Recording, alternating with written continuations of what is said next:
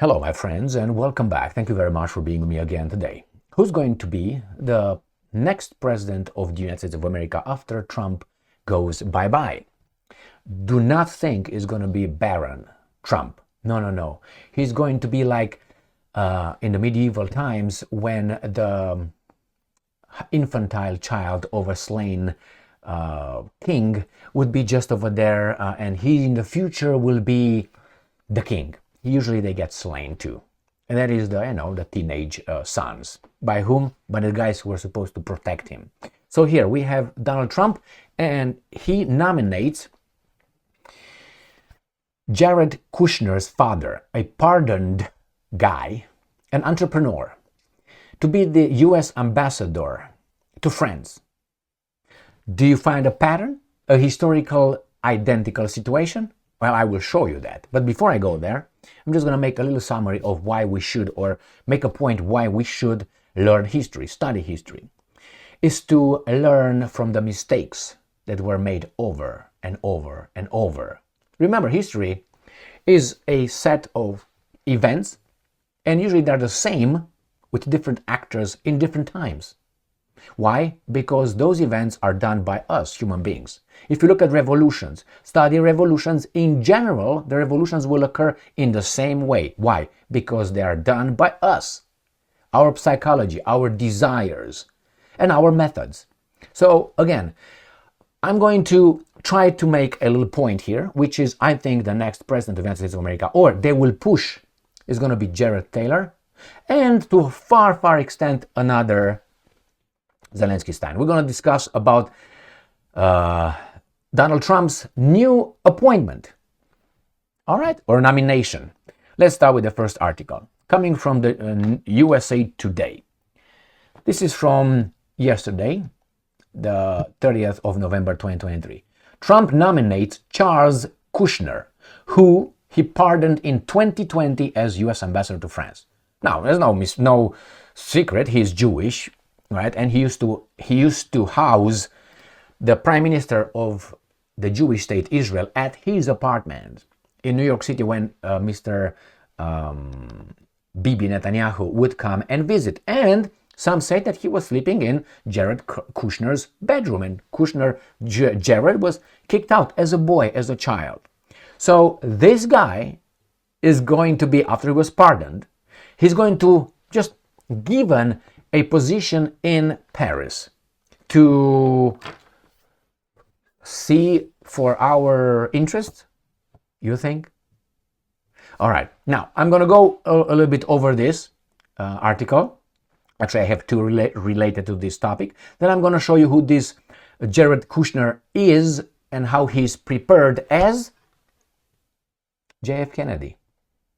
Remember, JF Kennedy's father was appointed in 1939 as the US ambassador to Great Britain. So, no? And we're going to look at Jared Kushner's credentials as a White House or presidential, and listen to this, Middle East senior advisor in the first 4 years. Senior. Now, if you're a senior, that means you know what you're talking about. You have experience. You have, you're not a senior, junior for about, 10 years. And then you become a senior. I would like to know, Jared Kushner, what kind of seniority he has based on what exactly? Well, you know what I'm talking about? All right, let's go here. So this is the guy. President-elect Donald Trump selected Charles Kushner, because he's Charles, he's German or Anglo-Saxon, who Trump pardoned during his first term to serve as U.S. ambassador to France on Saturday. Charles Kushner is the father of Trump's son-in-law, Jared Kushner, who is married to Ivanka Trump. So here you have, and he is introduced. Trump wrote in Truth Social on Saturday that he is a tremendous business leader, philanthropist, deal maker, who will be strong advocate representing our country and its interests. Do you remember how George Soros is always introduced by the good society? The Hungarian-born philanthropist and, businessman or whatever he is, investor. Nothing else what he did in the Second World War with the Nazis. Nothing about that one. But it's okay. So this guy is going to be appointed. He's going to be confirmed, I guarantee you that. Trump once pardoned real estate developer Charles Kushner to become U.S. ambassador to France. Why to France? Well, because France has to be told what to do. Remember, the alleged Israel's possession, of nuclear weapons started with the help of France in 1960s. I would like you to look into that and see who was the guy who facilitated, allegedly, but they brag about it, so I think we could be allowed by the same guys to say it. Who facilitated that in the first place? What French traitor did that? With what not so French individual? Go and see. Go and see. That's a homework for you. Now, let's go to this one. Joseph P. Kennedy Sr., this guy right here. So this guy was what? Was an American businessman, investor, philanthropist, and politician. He became politician at the end, right? He's known for his own political prominence as well as patriarch of Kennedy family, which included. So this is a dynasty. That's fine, good. And he was in 1939, as I said, appointed as the U.S. ambassador to Great Britain. And then we have JFK, because the older son died. Then JFK, which was not the brightest of the family, according to themselves, not with me, he was, okay, now it's your turn, let's see what you do. I'm not saying JFK or Robert F. Kennedy are not smart. Do you know how the Kennedy family made some of its fortune? I think it was during the Prohibition times, that idiotic thing. Remember that one? Okay, homework if you don't know. Let's go to see Kushner, his credentials right here. He's an American businessman, investor, and former government official. He was just picked and dropped as a senior advisor to Trump from 2017 to 2021. He was the director of the Office of American Innovation. So this guy right here, who I think, I'm going to look over his credentials right here. He is a lawyer, right? Education, Harvard, Bachelor's of Art, New York University, right there.